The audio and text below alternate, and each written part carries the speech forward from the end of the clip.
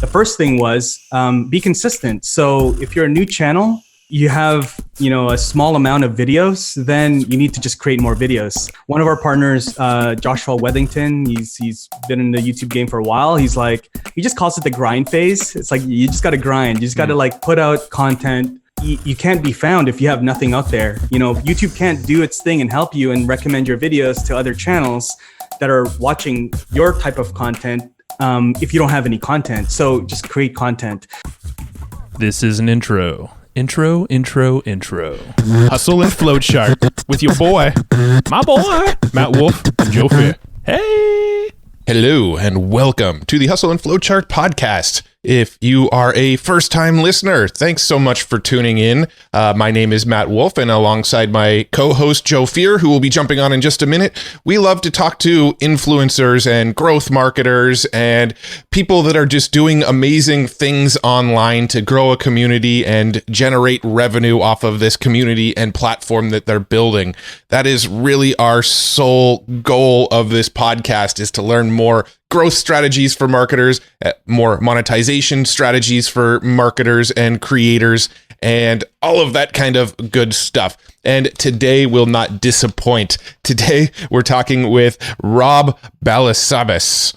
I think I said his name right. I'm pretty sure that's right. But today we're talking with Rob, and Rob is the Partnership Growth Manager over at TubeBuddy. Before TubeBuddy, he worked over at Thinkific. And we're going to talk a lot today about YouTube, not just TubeBuddy, the tool that he spends a lot of time out there evangelizing, but also how anybody can grow a YouTube channel. We're going to dive into how to get more engagement on your YouTube channel, how to get more subscribers on your YouTube channel, how to create the perfect thumbnail, the perfect title, how to really accelerate the growth of your YouTube channel. And we're also going to talk a little bit about TubeBuddy, his tool, and how that takes the whole YouTube acceleration and just, blows it up even faster. So really, really, really cool stuff. A lot of cool strategies, a lot of deep dives on how this tool can grow your YouTube channel even faster. And Joe and I learned a ton about YouTube that we have never thought about before, didn't really know you can do with YouTube. So also, again, if this is your first time listening, thank you. I want to let you know that at the end of all of these interviews, stick around after the interview is over, because Joe and I, we have another discussion about all of our big takeaways, all of our big aha moments, all of the things that really blew our mind about this episode. We have a little post discussion after every single interview, so make sure you stick around for that. And we're going to go ahead and dive in with Rob. But before we do, one last thing. If you want the notes for this episode, we take notes. We call them action guides now. I need to remember they're called action guides and not notes. We take action guides on every single one of these episodes. And if you want those action guides, they're available for 2 weeks. And all you got to do is go join our Facebook group. Go over to flowchartgroup.com, request to join our group. One of the questions when you request to join the group is your email address. If you give us your email address, it's not required, but if you give us your email address, we will send you the action guide from this episode with step-by-step breakdowns and notes of exactly what you should do to take action from this episode. Okay, so you can get that for free by going to flowchartgroup.com, requesting to join the group, and in the little questionnaire, if you give us your email address, we'll hook you up with those notes. If you don't give us the email address, you can still join the group, but we're not going to be emailing you the notes from the episode.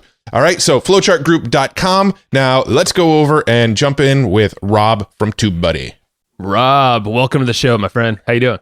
Thanks, guys. I'm doing great, guys. Thanks for having me on and hanging out with you guys here. I'm jealous that you guys are in San Diego, but other than that, good. Dude, BC is awesome. You're up in Vancouver area, and we have a lot of buddies up there. And actually, one of them, I was looking back because I know Anthony Chatzenmuth actually introduced us, but then I looked at my Facebook messages and I saw Trevor Turnbull, and this is where we totally dropped the ball. Last year, introduced us to you. And he's also up in BC in your area. So I'm like, dude, all right.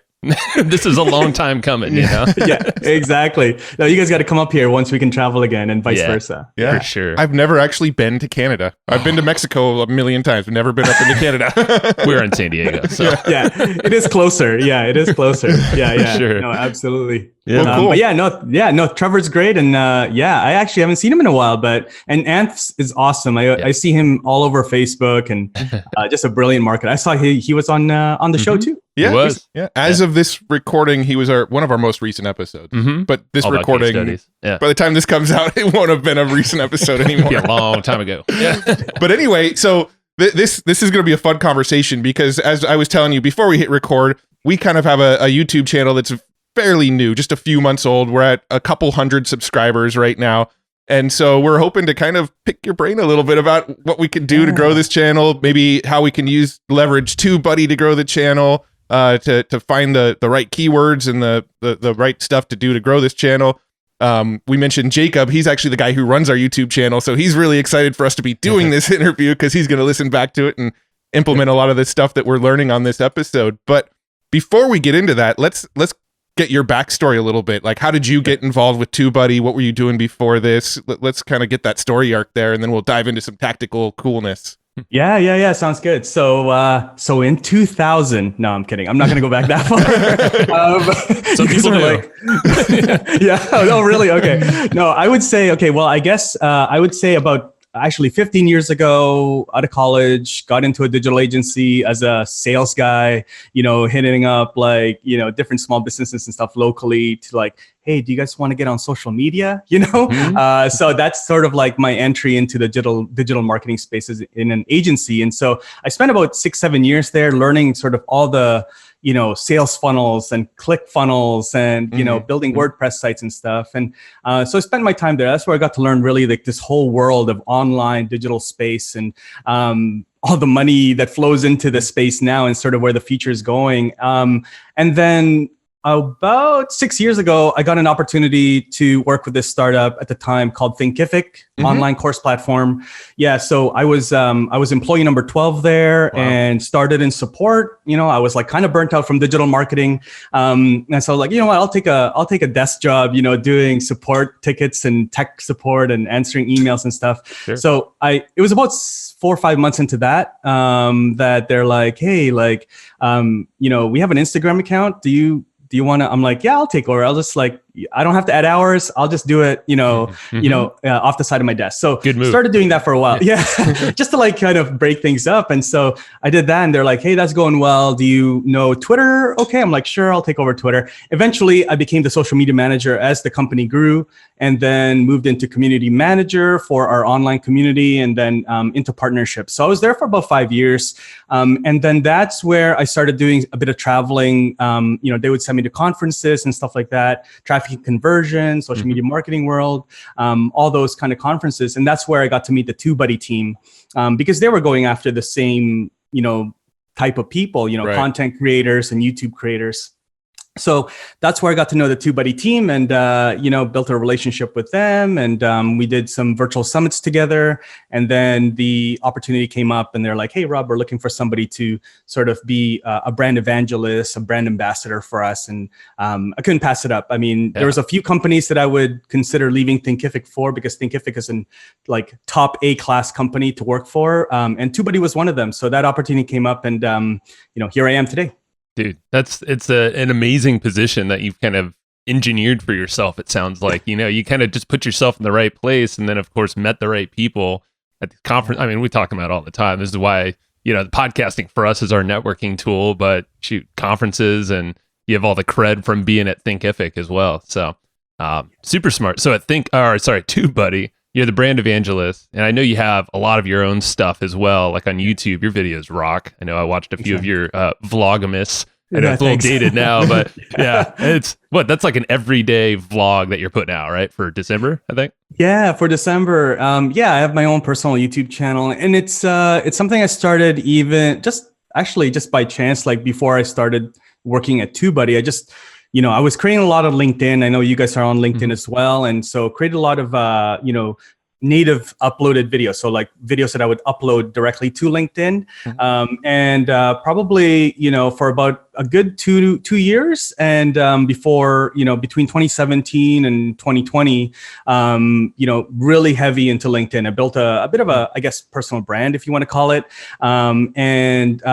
Built a really awesome network of, content creators and friends and opened up a lot of doors for me there. But then I started, sort of seeing like, okay, well, LinkedIn is awesome, but it's like contained in LinkedIn. Yeah. So how do I take this, these videos and this content that I'm building and creating, and sort of like let it do better work for me and work better for me and reach more people organically. And so I started looking around what other platforms are there, and you can't help but notice YouTube is like this wide open sort of playing field. And so I started repurposing some of the videos on YouTube, and then eventually started getting traction there on my personal channel, and just like went way more into YouTube, and that's kind of where that grew.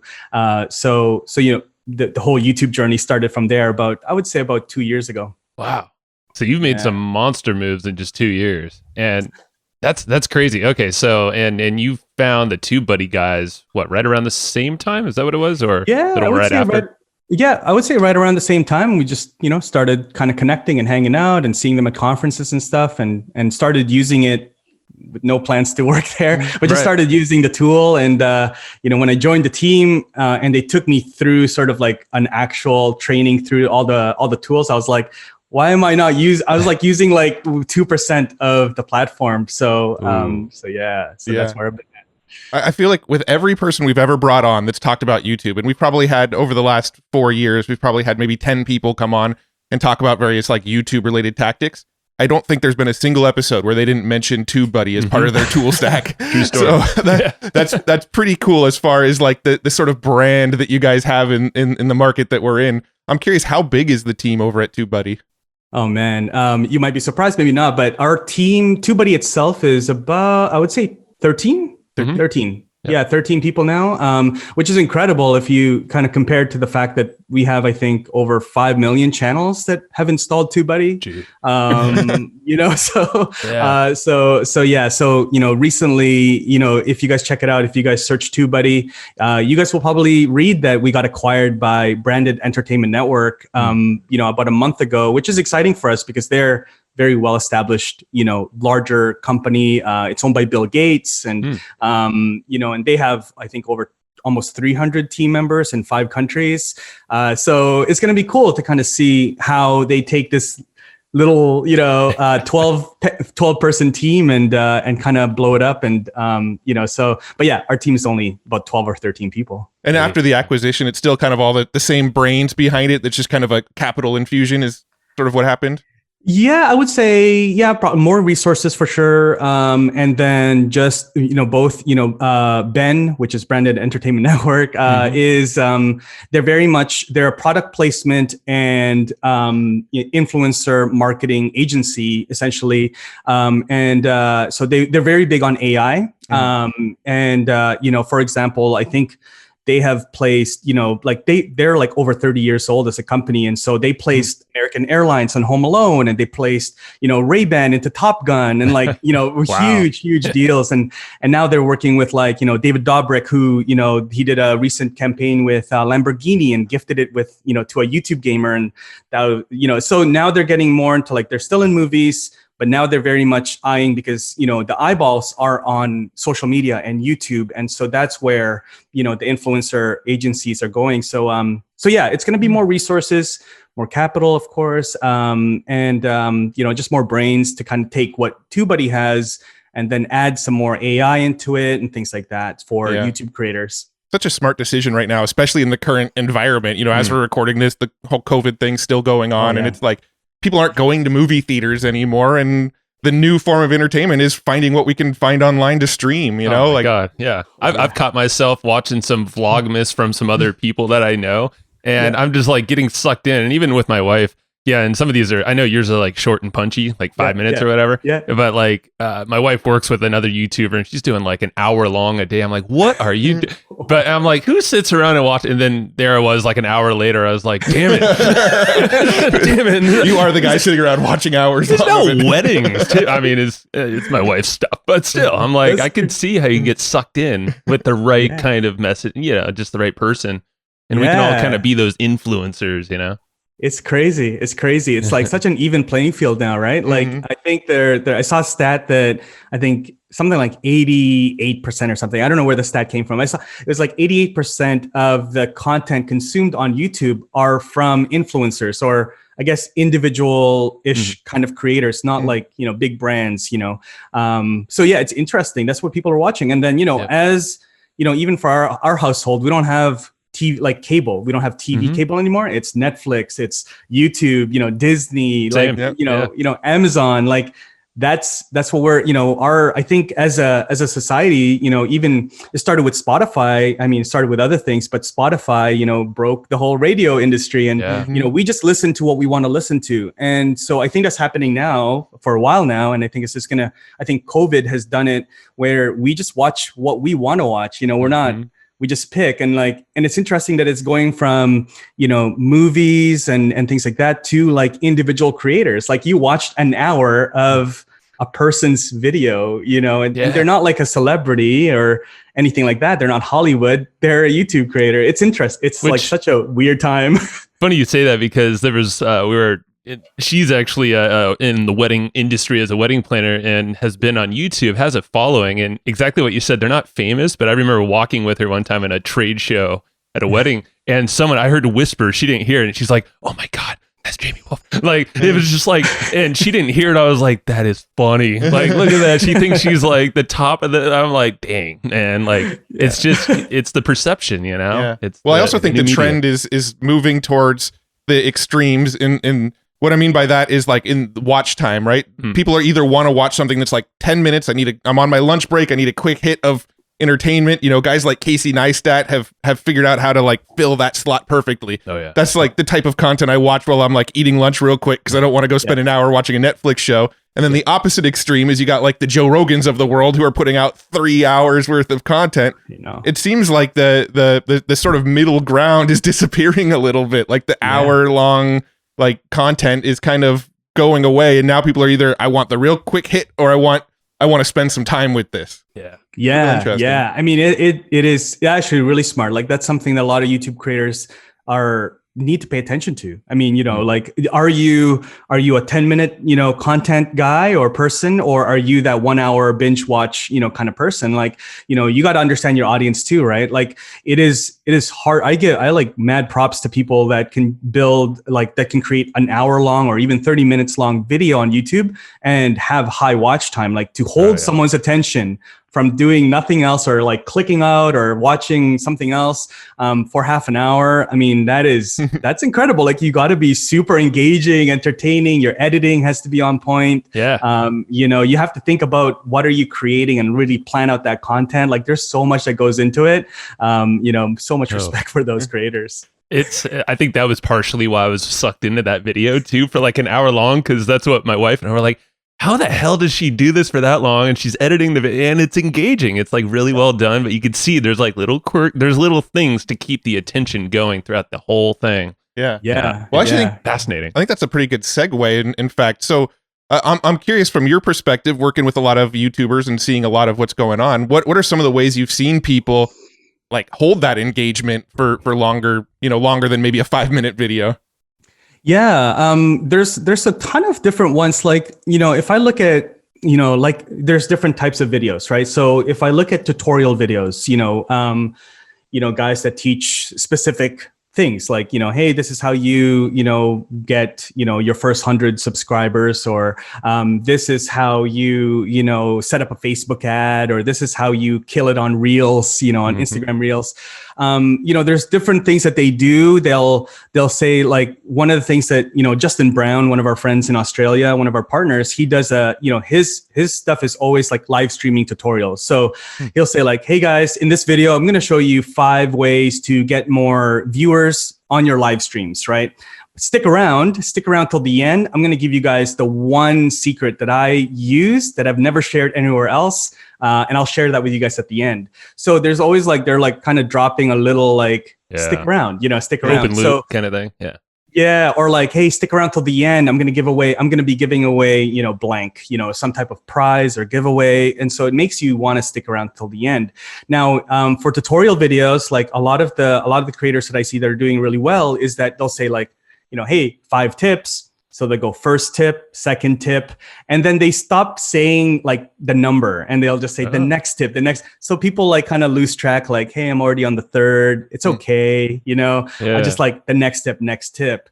Also, they try to preload, the best tips in the beginning so that people stick around. Like, hey, that first tip was really good. Wasn't too heavy, but it was really good. The second tip was really good. And so now they're sucked in, just like what you said, guys, like you started watching the first, couple minutes. You're like, well, I'm invested. I want to see the entire thing. Exactly. Right? That's it. And I'm sure countdown videos too. I see a lot of countdowns, like, or a list, and it's like counting down from like the top 10 things, and it starts at 10, but you like want to stay for number 1, whatever it might be around. Is that like a kind of an engagement tactic as well for certain videos?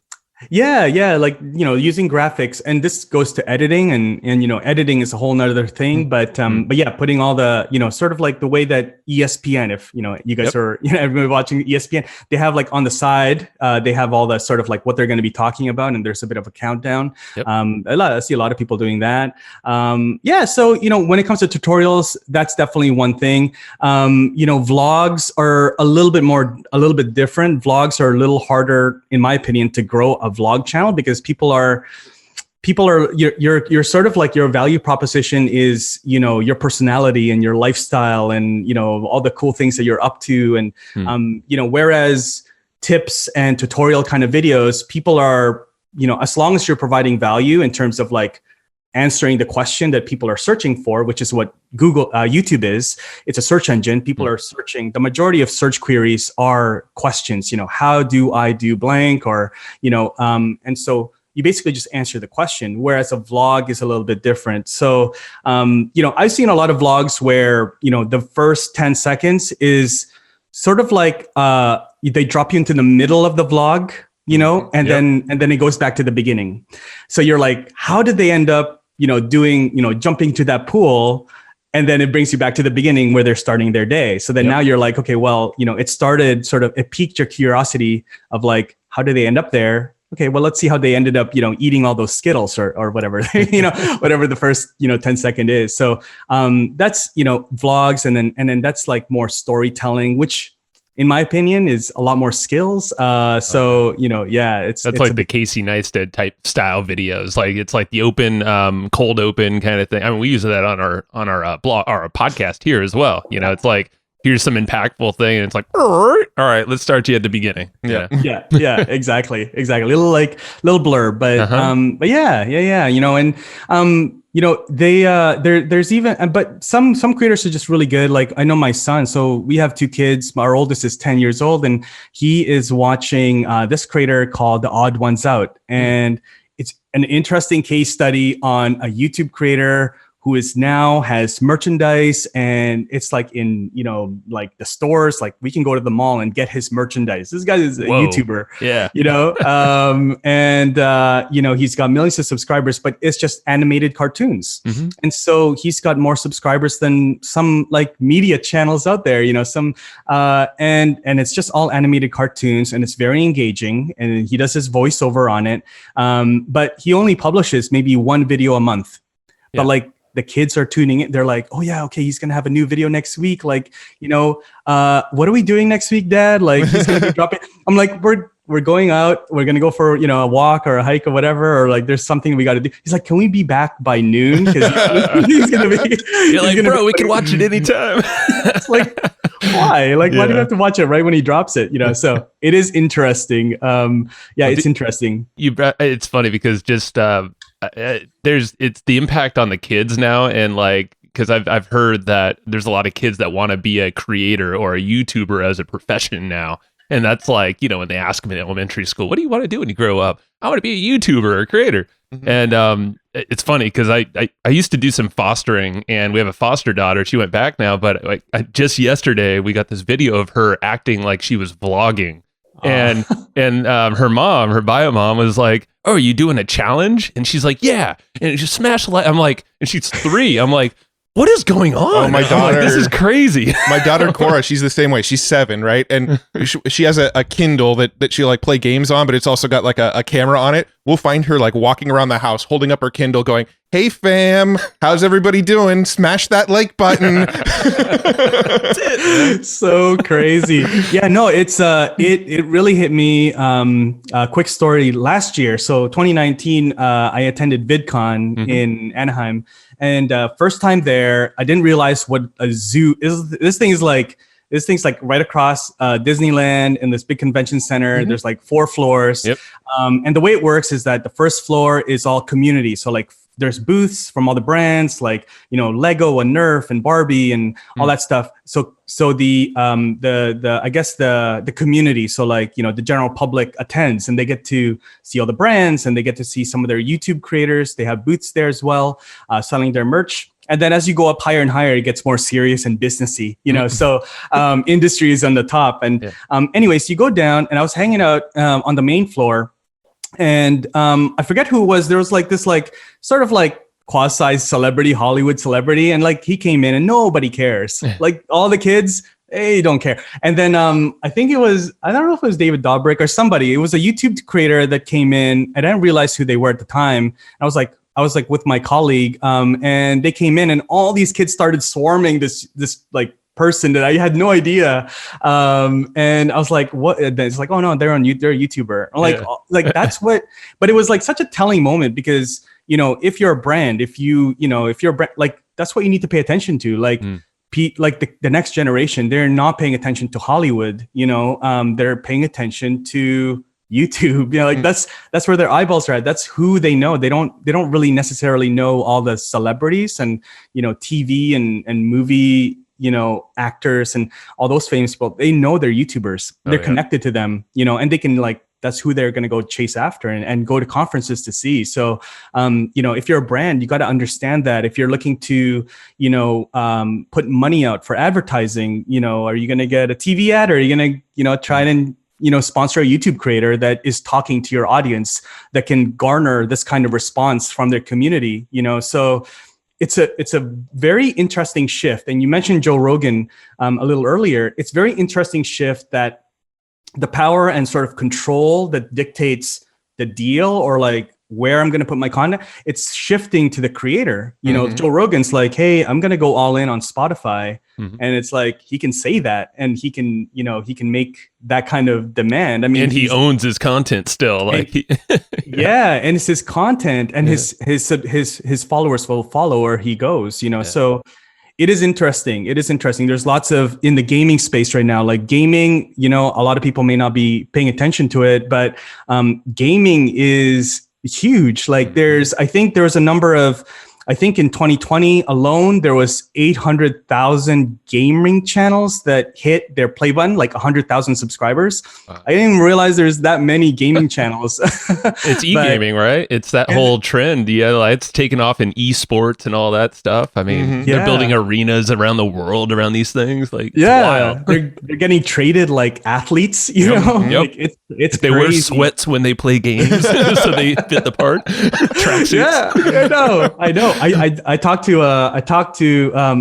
one of our partners yesterday, and he is putting his fitness and gaming, like his passion for it, into his channel, where he's like, hey, if you want to be a serious gamer, like, don't just eat chips. Like, these are some healthy alternatives while you're gaming. Take your nootropics and you're it's a whole, it's not pizza and soda anymore. There's sports supplements for gamers now. I'm sure. There's a market there. Well, what's and one of the other questions? So Jacob, actually, we asked him like, "Hey, what do you want to learn?" So he's on our team, and this is the selfish part of us. Yeah, we put it on Jacob so it doesn't sound like we're getting free consulting. So blame Jacob if you don't like this. I don't think you might. But so one of the other things that, like, something we do is we repurpose a lot of our all of our episodes, if we have video, on there in various ways. And I'm thinking, as like a content type on YouTube, what do you suggest around repurposing content on YouTube and doing that effectively? Yeah. I've always, I think about this a lot, because we create content on YouTube, on LinkedIn, on Facebook, inside groups, all that stuff. So I've always kind of looked at it, and it's not a new idea. I think Gary Vee has been very big about it. It's just like this content pyramid, where at the top of the pyramid is YouTube, and that's like where you can see the full thing, right? This interview, for example, or if we do a live stream interview, you can see the entire thing on YouTube. And then from there, we chop it up into smaller forms of content, into, clips for Instagram, for Facebook, for LinkedIn, for Instagram stories, and then everything pushes up to the next level, which is usually YouTube. Because once they get on YouTube, then they can get into our email list. There's calls to action in the description, all that stuff. But, as a company, that's where we want them to live because it's searchable as well, right? If you put it on Facebook or you put it on LinkedIn, people aren't going to Facebook and searching, how do you do blank, right? They're going to YouTube, they're going to Google. And so, we look at our analytics and we see that, a lot of our views come from search. And so, YouTube search directly, but then the second or third is usually external, which means external from like other sources, maybe from Facebook or an email, everything else outside of YouTube. But the interesting thing is even in the subcategory of external traffic, the first external traffic is Google, which means that like, I think even for my personal channel, it's something like 65, it hovers between 65 to 70% of my views on my personal channel is from YouTube search. And then around 20% of the external views comes from Google search. External search. Sorry, I'm mixing it all up here.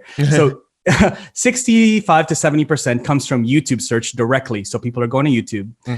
The 20% is coming from external search, but the external search is about 70% Google searches. So it's like almost like, you can almost say like it's almost 80 to 85% of my traffic is coming from search, right? Yeah. So being organic search. Yeah. Organic search on YouTube and Google. And so that's how powerful it is. And then below that kind of trickles in Facebook and LinkedIn and Instagram and stuff like that, but nothing even close to, YouTube and Google search traffic. So, so that's kind of, I don't even know how I ended up on this. I don't know, but now you got me like thinking about, because that's one of the big things, because I would dabble a little bit on YouTube and kind of know a little bit, and I think a little bit more so than you. And then Jacob, on our team, I don't think he did a lot. He kind of knew some tubers and all that stuff, but I know that like the tags, there's all these different elements that you really should be thinking of for SEO and to show up organically. I guess like what are a couple of strategies or tactics around showing up like you do in the search? Because I don't think that's just automatic, right? Yeah, it's definitely not automatic. Especially if you're a smaller channel like mine, you need to really pay attention to keywords and doing research before you create your videos. Understand first that YouTube is a search engine, so people are searching, so that's a huge opportunity. And we can talk about some other ways to get views through recommended and suggested and all that stuff. But the main thing is to do your research on your specific topics and keywords first, because not all topics are the same, not all topics are equal. And so as content creators, as experts, we probably have more of a problem of having too much to talk about. Like we have too many ideas. Like in my head right now, if you ask me if I could, like, I probably have 30 video ideas, just like, I could talk about this, just because like, you see comments on your videos or like questions that people ask you. And so it's understanding, okay, which ones are the lowest hanging fruit, which ones have the most opportunity right away. And so to do that, you have to do the keyword research, it's like, it's two parts too, like you have to be searchable, but then you also have to be compelling to the person that's searching. Like, if you look at your own behavior, if you had a title that just said how to go live on Facebook, it's like, it's kind of boring, it's kind of dry, right? So you don't stand out. Yeah. You don't stand out. So that part is good. That part is good for the robots, the algorithm of YouTube. But then you need to have something, like that adds to that title, that compels the person searching and going through the search results to say, hey, that's an interesting topic, right? So, rather than that, you'd be like, how to go live on Facebook with just your smartphone, or, in 5 minutes, something like that, where it is, it then is like compelling, like you have to understand your audience a little bit. What's their pain point, and so that is the first key. Then, you have to optimize your videos. That's just as simple as that. You have to put your titles, has to be in line with your description, and then your tags, right? And so by doing those three things, those are sort of three things that you can, control. And then the most important, like one of the next important thing after that is, now let's say you're doing the optimization really well, then, you're showing up, you're getting what's called impressions, which is basically when someone sees your thumbnail for 1 second on YouTube, whether it's, in their homepage when they go to youtube.com, or they see it on the sidebar when they're watching other videos, or in the bottom of a video when they're watching on their phone. That's called an impression. And so now you have an impression, means you showed up on search, you showed up on someone's, browsing when they're browsing YouTube. Now you have to get person to click your video. So that's where your thumbnail becomes, the thing that, changes the game for you. So the thumbnails are, a bit of an art, I guess, I don't know. I kind of go back and forth. Is it art? Is it science? It's got to be a blend though, because you're constantly testing, I'm sure, and creative. Yeah, you're constantly testing them, and this is why even at TubeBuddy, this is a main pain point for a lot of creators. Like the big problem with YouTube is that you only get one shot at your thumbnail. Like you have one place to upload your thumbnail. You can only upload one thumbnail.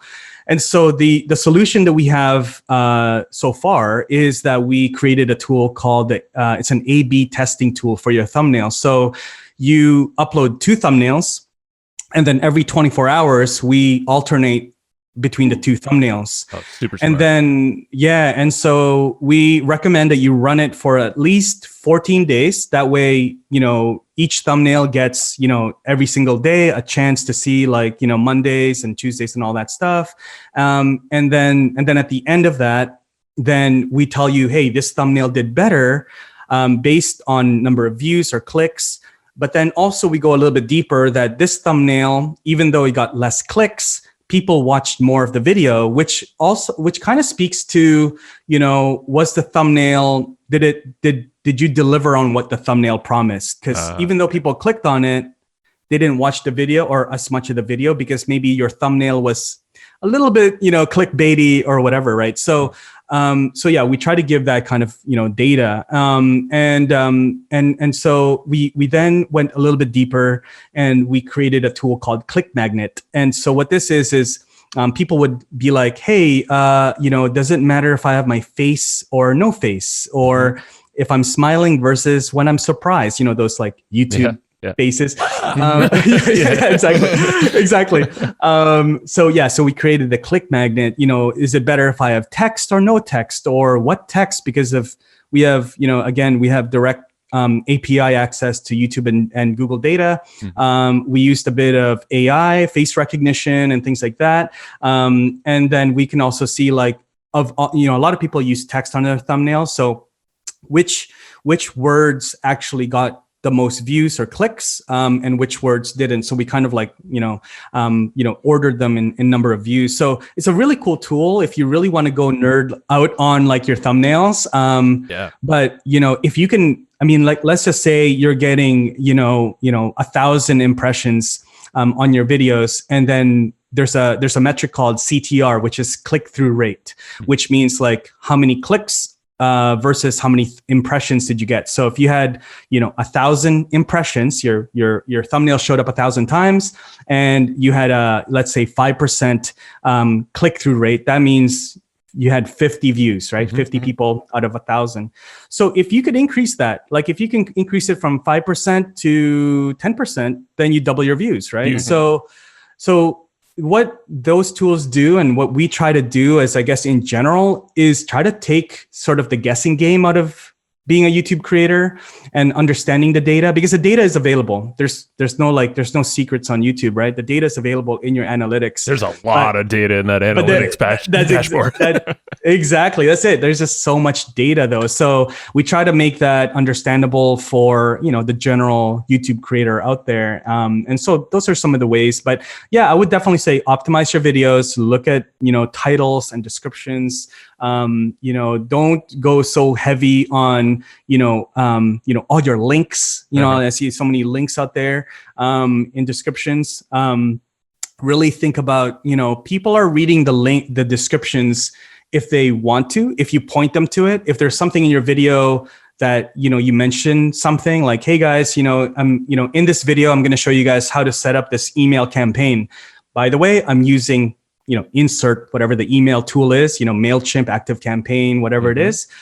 If you guys want to follow along, there's a link in the description. You can set up a free trial and you can follow along with me as I set up this campaign, right? So that is a direct call to action. And it also is to speak on monetization. It's a great way to get people onto your affiliate links. And dude, that's brilliant I like the whole follow along with me thing, because ActiveCampaign, you can give a like a sequence. You can even share that and say like, hey, go sign up, import this sequence and follow along with me while I build it out together.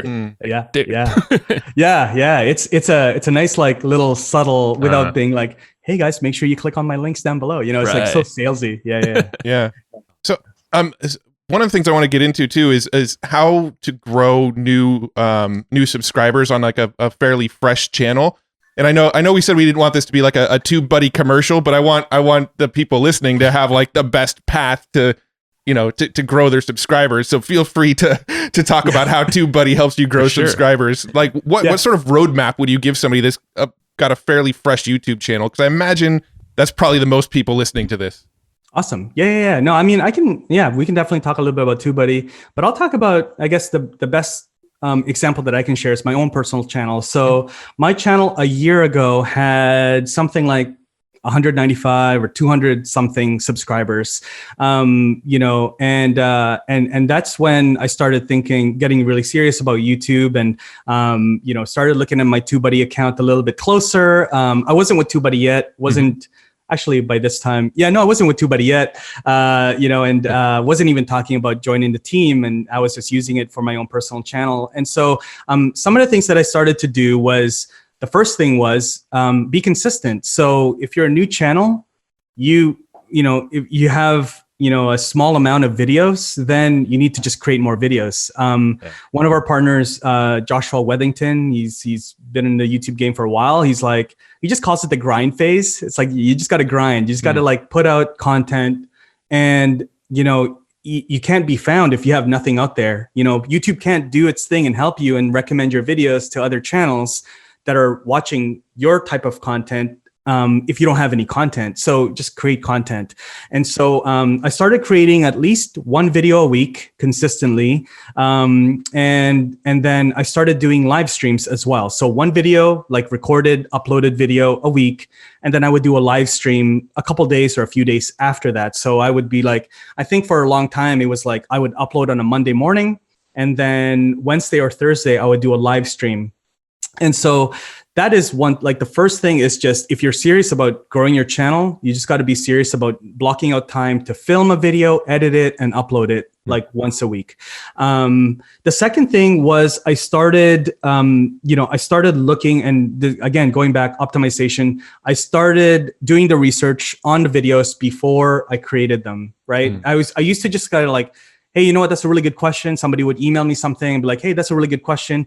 Let me just make a video out of this and then upload it. And then I would end up with like kind of cornered into a really hard, keyword that like my videos would never have a chance to rank for. So now I like flipped it around. I said, okay, well, this is a good question, but let me see if I can actually rank for this term, imagining that I already created the video and now I was trying to upload it. So do the keyword research, find the opportunities, and then make the video. That way, all your work that you put into creating that video actually goes towards some results. Sure. So that'd be the first thing.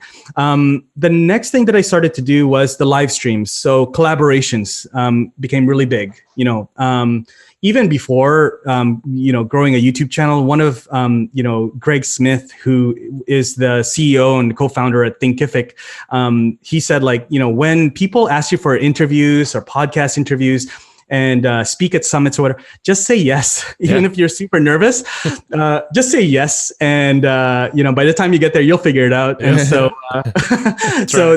that's always been my motto. And so, so I just did a lot of interviews. I did a lot of collaborations, and even on my own channel. So, as I started working in the content space, I kind of started to kind of notice that the currency that content creators exchange is their own platform. So if you don't have a platform, there's nothing to reciprocate. Right? You're kind of just like sitting and waiting for invites. Whereas when I started doing live streams and interviews on my own channel, then I had I could reach out to people and say, hey, do you want to join me on my show? And then that would start opening up the invites to come back at me and say, hey, Rob, thanks for having me on your channel. Do you want to go on my show? And I was like, man, you have play buttons. I'm like, I've got a little 500 subscriber channel and stuff like that. But it was interesting. So I started doing that, and it was a really good way to get people to share my channel organically. They have a reason, they weren't, I wasn't just saying hey, can you mention me in this, on Twitter or whatever. I had actually a show where I interviewed them, and now they can share my video, and then people would be led back to my channel. So that was, I continue to still do that today. I like to think that now my channel is still very small, but it's picked up a lot of traction. And so I try to then kind of see who's on the come up on YouTube and try to invite them to the show and sort of try to start, giving that opportunity back to, creators that are coming up as well. So those are three things that I would suggest. It's a small channel. Just think about you got to be serious, and really put the time into it, Yeah. Sounds like collaboration is a big key there. And that's huge. That's a big part of what we do with this podcast too, right? That's how we grow the podcast. We go on other people's podcasts and talk about stuff, and they come on our podcast and we share platforms. That seems to be the way of the creator these days. And think about YouTube, you're leveraging their platform, so you're keeping more eyeballs there. You're using features that they probably want you to push out, like the live stream feature. And then, you're collaborating. So then you're passing links back and forth, probably between YouTube. So you're just, again, keeping them on the platform and being consistent, like you said. It goes back to just how we grew our email list originally. It's like ad swaps. Let's go to someone else with a similar list, roughly similar size, and then you can kind of exchange people, or not exchange, but you're promoting each other. And that's how still you could do that in so many different ways. Instagrammers I know are doing that all the time with collaborations. Haven't thought about it with YouTube, but it makes perfect sense. Yeah. So cool. Yeah. And when you interview them, and by the way, now that we've done a podcast, once this podcast goes out, exactly, we will share it on my personal channel, but we'll also share it on the TubeBuddy channels, so cool. That's just how it all works. And then on YouTube, you get to mention your guest, and sometimes your guests have, a bigger audience, which is awesome. So then now when people are searching them, in their names, then your video on your channel where you interviewed them will start coming up as well, right? So now you're getting into the ecosystem of, that's when recommended, videos and suggested and all that stuff starts to happen with your videos. And that's what you're looking for. Absolutely. Dude, all right. This is freaking gold. And I love it because we've not covered that on any of the YouTube guys that we've had on here. All right. With the last final bit, I think we talk about TubeBuddy very specifically. Jacob was asking for beginner YouTubers, how they can use TubeBuddy, and maybe even it's kind of cool, who it's for and maybe who it's not for. I don't know, it's probably for everybody on YouTube. But and then maybe some cool features that are on the roadmap as well. Yeah. Who is it for? totally not salesy. It's like my worst trait is to sell. But it is, I mean, if I look at it, it is, everyone is using it. Like we have people that are starting it from scratch. Like they're using it from like a channel with 0 subscribers. We have large channels, Evan Carmichael, Lewis House, like big creators with, large channels. We have, across all the sort of niches on YouTube, gaming, vlogging, beauty, tutorials, business, like they're all, using it. So that's the thing with YouTube, like with TubeBuddy, is that, candidly, that's something that we're trying to do better, is because we have over, I think, 80 different tools inside of TubeBuddy. A lot of people don't know a lot of the tools. And, when they're coming in, they don't know, which tools to use. It's kind of like, I think one of our partners kind of put it like, it's kind of like signing up for a gym, this massive gym, and then you go in, you're like, I don't know which machines to use, which classes to attend. So it's kind of like that. So we're trying to do a little bit better. Like, hey, if you want to get more views, you've got this many, subscribers, then these are the 5 tools that you may want to focus on. But yeah, in general, like there's a tool set for every creator, but that's usually very different from creator to creator. Right. Yeah, that makes sense. So somebody who maybe is listening to this, but this is their first time hearing about TubeBuddy, what would you say for a beginner YouTuber just hearing about TubeBuddy? Like, what are some of the features you'd probably point them to first?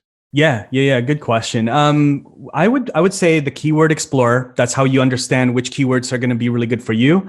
Then the second one right away after you find the keywords is you then go into Seo Studio. So Seo Studio is basically a tool that takes away the guessing out of like SEO, like optimizing your videos for search. And so we took everything, like we took YouTube's best practice when it comes to optimizing your videos, and we made it into a checklist, super like real-time interactive, and you change your title, we make all the suggestions, and as you change your title and build out your title, your description, your tags, then we give you a score out of 100 of your SEO. So those 2 right away. And then if you're starting out, then probably the next thing would then be your canned replies. So the biggest thing on YouTube is you want to have engagement. And so as you start getting, comments, you're going to start getting the same comments over and over again, sort of like frequently asked questions. And so we created a tool where it's basically like a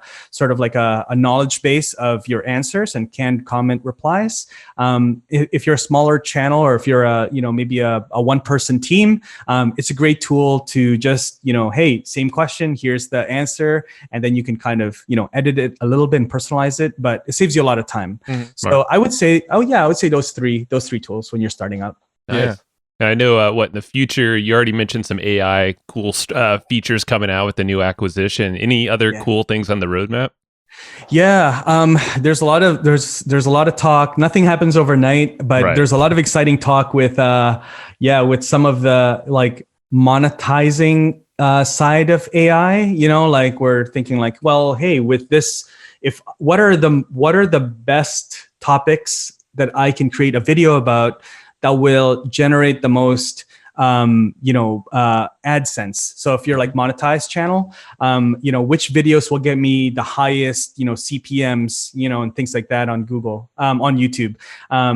So a lot of talk about that, because I mean, we're all about, like, a lot of our messaging out there is that you need to monetize. You need to build a business with your channel. I mean, even if your channel is all about, your passion, and I would do this for free, that kind of thing.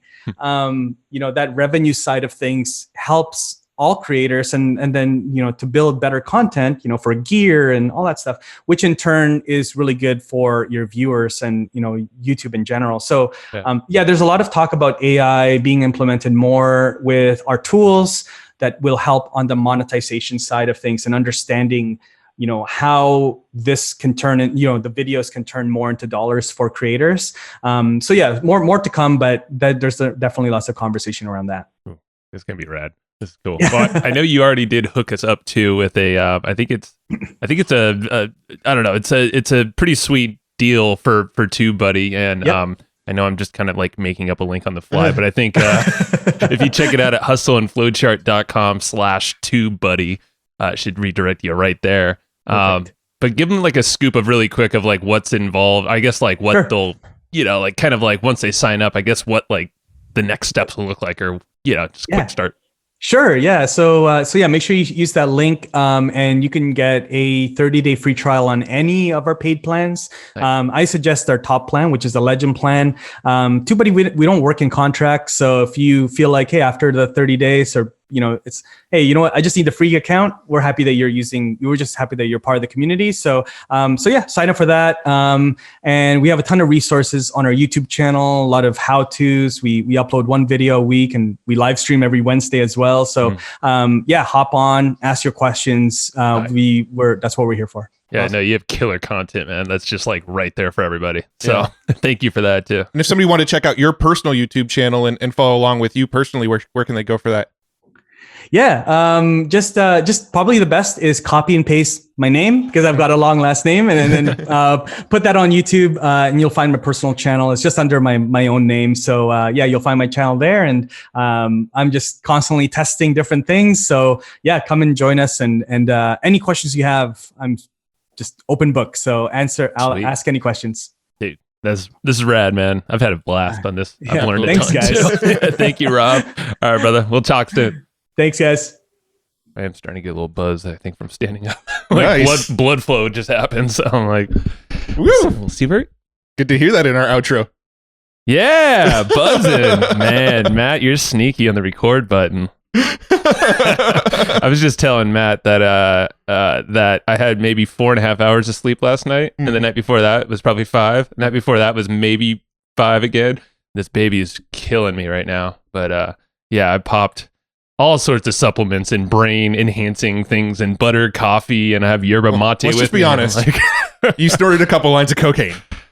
If I had, no, I'm just kidding. I did not. No, Joe doesn't do that. It was not meth. done that. I have all my teeth. Just a nice little nootropic stack. Yes, and caffeine, lots of caffeine. Yeah, I need more maybe. So far, so good, but 2 more podcasts later. I just love that. That's how the outro started. Woo! Getting a little buzz going. That's the first time you caught me when I didn't know you were recording. There we go. Didn't say anything too bad that time.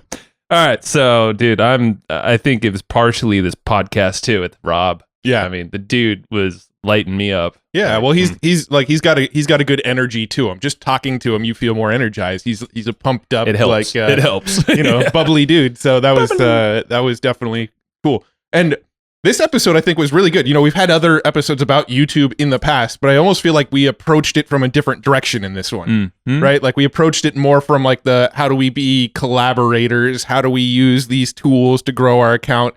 And less integrate with things and whatnot and people. Yeah, exactly. And so I think there was a lot of value in this one, and I really love the sort of principle of collaborating with other people that are creators and sort of cross-platform creators too. YouTubers going on podcasts, podcasters going on YouTube channels, cross-pollinate. Yeah. So really, really good stuff. Yeah, man. I mean, yeah, you're 100% right, because we've had other YouTubers on, but I feel like they haven't really been like, I mean, some are immersed, but like literally Rob is now part of TubeBuddy, which, like you said, there's 5 million channels that people use TubeBuddy on. So just imagine the amount of creators he talks with, and these are top level YouTube creators. So he's seeing the best of the best strategy, but he also sees all the data from all this other stuff. Yeah, or all these other people out there, the other 5 million or maybe 4.99999 million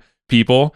And now, he's distilling all that information into this episode. Yeah. It's like past YouTubers. It's like they've got the anecdotal evidence from their own YouTube account. He's got aggregated data from thousands of YouTube accounts on what works. And I don't want this to be a TubeBuddy commercial, but we use TubeBuddy. We really like TubeBuddy. Jacob, he's all about TubeBuddy and growing our YouTube channel right now. Obviously, his name popped up a handful of times throughout the show. He's our in-house YouTube guru who's soaking all this stuff up like a sponge right now. But I don't remember where I was going with that. I lost my train of thought right in the middle of the sentence. You sound like me. I usually do that. I'm the tired one over here. The nootropics are working. No, you were saying you don't want it to be a commercial or didn't want it to be a commercial. I was going to, but TubeBuddy itself is like it's rock solid. It's really, really rock solid. And I was serious. If you go back to every single episode where we talk to YouTubers, every single one that's ever been on our show has mentioned TubeBuddy as part of their tool stack to grow their YouTube channel. Yeah. No, it is the number one tool recommended for YouTube. That I mean, even before even talking with these folks, I was using it for just dinking around on my own stuff and on our channels. I didn't know what I was doing. And then Jacob finally got in there and we got connected to Rob, and then Rob's like, dude, you got to do these things. And then, just get it. I would say, okay, so I actually totally forgot there's like a trial to this thing, to TubeBuddy, but that's what Rob said. So I mean, it's not a commercial, but get the dang thing, at least try it. Like if you're on YouTube, just dink around with it and you'll learn some stuff. I like the dinking thing, I've man. noticed It makes you like it easy dinking. sounding, like I played pickleball a couple times, and that's one of the moves. That's the kill shot. It's the dink. Oh, gotcha. Kill shot in pickleball. Dink. Very intimidating. That's what it sounds like too. Well, it's when you're expecting a ball to be hit really hard, but it's just dinked over, right? And then it's just a little ding, ding, ding. Yeah. I win. But go to hustleandflowchart.com/TubeBuddy. TubeBuddy. You have to say it like that. TubeBuddy. Yeah, and that's how Siri on your phone will get you to the URL if that's how you choose. But yeah, go get there. I mean, just sign up and try it out. It's kind of like, it's kind of like Ahrefs in a way. Like, I was thinking in my mind the whole time because it's no longer sponsoring us, but we'll probably be back again. We use the dang tool, so we love it, and we're always going to promote it, even if they pay us. Cool, even better. Yeah. But TubeBuddy's kind of like that for YouTube. I mean, it's literally a similar kind of concept. You said there's like 80 plus tools inside of that thing alone. That's kind of like Ahrefs, and why we love it so much. When he told me about when he told us on this episode about the split testing tool for thumbnails, cool. I did not know that. I did not know that tool existed in TubeBuddy, and that blew my mind that now I know it exists. You could go load 2 different thumbnails in there, and every 24 hours it's going to swap it out for you. And after a couple weeks, it's going to tell you, use this thumbnail, it's more effective. With the impression data and all that stuff. Like, I think we had Mark Gaberti on, and he does a lot of thumbnail stuff. I know that's a big part of his strategy, but he did not mention that. Yeah, he may not have even realized that feature was in there yet. I don't know. I'm not going to speak for him. Well, it wasn't mentioned on the podcast. We'll just say that. Yeah. So, that's why I wrote that down. I literally wrote, that was like one of my notes, is like, get in there and play with the thumbnail split tester. Well, not you, Jacob. Yeah. Well, yeah. You liked it, dude. But no, I mean, like, legit, like, we are going to nerd out more. And I would expect that we will probably create some tutorials about what we're learning, too, and how to use it. Maybe Jacob will do that. Yeah. Because we're empowering him to do that more so. But yeah, man, it's exciting. Couple other things. What stood out to you? I mean, we talked about the thumbnail split test thing. Well, for me, I think one of the most fascinating parts, and I love the tactics. We've talked about this all the time. I love the tactics.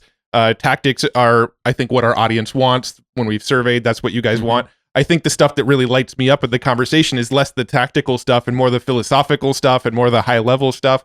Like, I feel like that's where I tend to get more lit up these days when we're You've on changed. these conversations. A little Who bit. are you? When we started this relationship, you were the tactic guy. I became partners with you because I'm not so much the tactic guy. Yeah. You don't like, are you resisting my changes? No, I'm not. My personal development. I love your changes, Matt. Carry on, please. But as you are. In the beginning, I actually found the conversation really interesting when we were talking about, how media in general is changing. Like, the celebrities that were the celebrities when we were growing up are no longer the celebrities that our kids are going to see.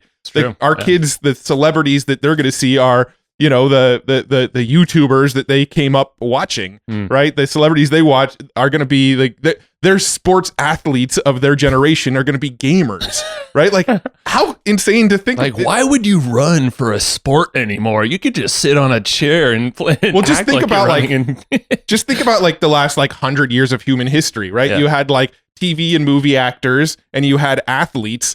And it's just within the last 10 years or so where the new celebrities of the world don't need a platform like the NFL, a platform like NBC, a platform like a record label, like a Geffen Records or whatever to blow them up. Now all you need, like how you chose them, Interscope, okay, RCA. I don't know. You're so indie. I don't even know record labels anymore. These are the record labels that were big 15 years ago when we were in the music scene. I'm like, these are old, I think. I don't even know if record labels exist anymore, to be honest. So. It's probably not an industry I'd want to be in.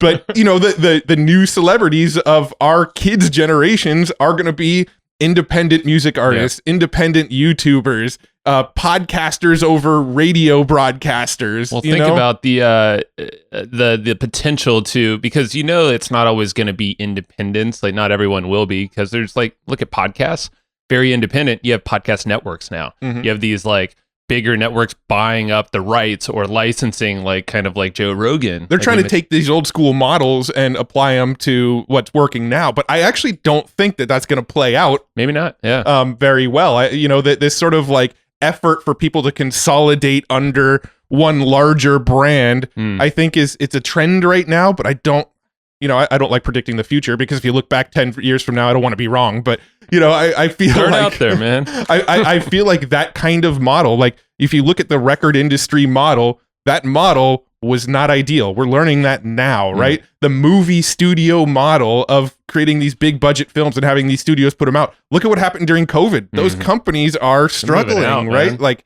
I don't think the model of sort of trying to consolidate a bunch of talent under one sort of header is going to be the model of the future. I think we're going to see this more dispersed model.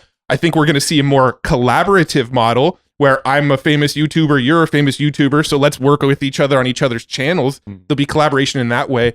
But I don't know if I think that the future is trying to consolidate a bunch of brands under one company. Yeah. It'll be interesting. Who knows? Yeah. An interesting world we're in now, because things are changing so fast, so no one knows the future, I don't think. So you mentioned collaboration, and one of the big takeaways was the live streaming aspect of, like, when Rob was talking about starting out his channel last year, or like growing his channel from where we're at now. We're around 200. That's where he was around 12 months ago. Consistency. It's kind of like podcasting, is like when someone starts a podcast or comes to us for podcast growth advising, which happens occasionally, and maybe we say yes sometimes, but it's just usually comes down to the grind. And just being consistent, because like people from the beginning typically will be like, okay, I want to grow my show and this is my goals. And it's like, okay, cool. Talk to us in like 50 episodes. But like, don't miss a week, like figure out a schedule of frequency that works with you. And that's exactly what Rob said, is every week upload a video. And then he does a live stream still on the back of later in the week, I think he said. But then the bigger piece, which I liked, was the whole collaborative thing.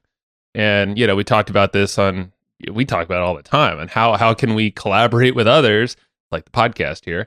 How can we get someone else to shout us out? How can we leverage someone else for their content or their brand, and kind of share ideas? And that's how we grew our email list back in the day. That was the very first strategy we used. Ad swaps. We talked about that back with Shaker on. We did. Was one of the most recent episodes before this one. For sure. I mean, just think about, like, you don't need to grind. I mean, you need to grind out the content, because no one else is going to grind out the content for you. You need to build your own platform within the YouTube platform, just like you would in podcast platform. And Shaker actually even said that. He's like, one of the reasons I really like you guys is because you're so damn consistent. We're at like 350 episodes or something. He was like, cool. You're not like a fly-by-night podcast. So you're legit. And doesn't mean you're really legit. It just means that we're consistent. Anyone can do that. The thing the reason our podcasts have fallen apart in the past, and the reason you and my like personal YouTube channels before we started like a real systematic YouTube channel, the reason they always sort of failed was that lack of consistency. The reason we, the podcast before Hustle and Flowchart all made it to a maximum of like 15 episodes is because of that consistency factor. Like, maybe we're releasing them every Wednesday. You miss one Wednesday and go, nobody's going to notice. And then it's a slippery slope. You start letting yourself off the hook for not putting out episodes. You get less and less consistent. You start to lose listeners. You don't Next look so thing you good know, in the mirror anymore. You pod fade, right? Same thing with YouTube.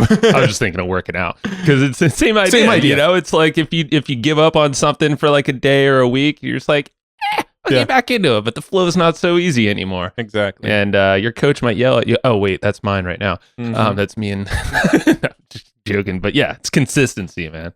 Absolutely. That goes for everything. I don't know. I think I'm good. You're good. There's a lot of stuff, but I mean, that episode was a lot. Get the action notes, the action guides, this podcast, this episode. Flowchartgroup.com is where you get them. So just plug that in your browser. Flowchartgroup.com. It leads to our Facebook group, But at the same time, if you provide your email address to us, we will send you the notes to this episode. Not the notes, action guides. We're gonna break cooler. the habit eventually of calling them notes now that they're action guides. Take action with the dang guides, and they're free. So be quick. Go to flowchartgroup.com. I think you'll enjoy them, and you'll probably get some other notes in the process too. Yeah, and one more shout out for TubeBuddy over at hustleandflowchart.com/TubeBuddy. Again, I believe he set you up with a 30-day trial over there because you're a Hustle and Flowchart listener. Bam! So go check that out. And let's talk about Easy Webinar real quick. We got Easy Webinar. These are our boys. You've heard it before. Maybe you haven't. But Casey and the crew over there at Easy Webinar, they are up to some crazy ninja-ry. I mean, they have been for a long time. They've been at this webinar thing for a long time. So Easy Webinar is basically your all-in-one suite for everything webinars. Live, automated, all the other things that I don't know about. The different types, because new types, I guess, develop like every day, it seems like. Shocker. We had recently, we talked about types we never even knew about 15-minute webinars. Yeah. So go, if you're even remotely interested in that, you can probably tie it into YouTube somehow as well. Go check out easywebinar.com/hustle. That's easywebinar.com/hustle. And they're hooking you up with a fatty discount on one of the plans you choose. Go see what works for you, and I think you'll dig it. Yep. And if you know somebody that's trying to become a famous YouTuber themselves, please share this episode with them. This is your episode to share and be their best friend. Yes. The best way that you can possibly support this podcast is by telling other people to check out episodes like this if you think it will benefit them.